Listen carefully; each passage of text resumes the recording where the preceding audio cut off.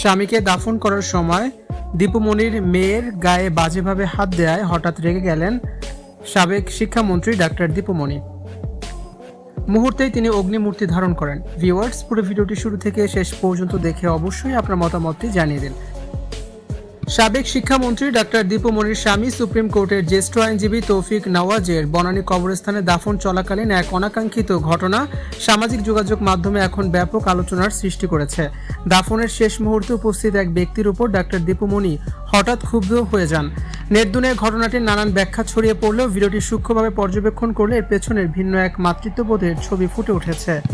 কবরস্থানে স্বামীর মরদেহ দাফনের চরম আবেগঘন মুহূর্তে দীপুমণির পাশেই দাঁড়িয়ে কাঁদছিলেন তার কন্যা তনি দীপাবলি নওয়াজ।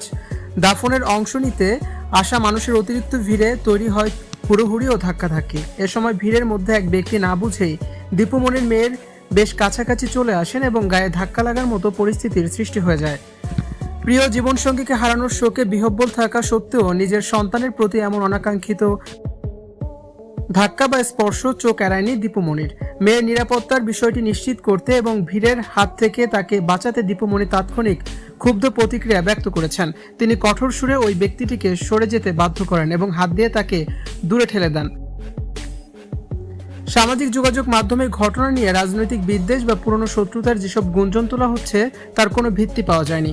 কোনো রাজনৈতিক বা পারিবারিক দ্বন্দ্বের কারণে নয়, বরং দাফনের সময় অনিয়ন্ত্রিত ভিড়ে নিজের কন্যা অসম্মানজনক বা অস্বস্তিকর পরিস্থিতিতে না পড়েন একজন সচেতন মা হিসেবে হঠাৎ রেগে গিয়েছিলেন ডক্টর দীপুমণি।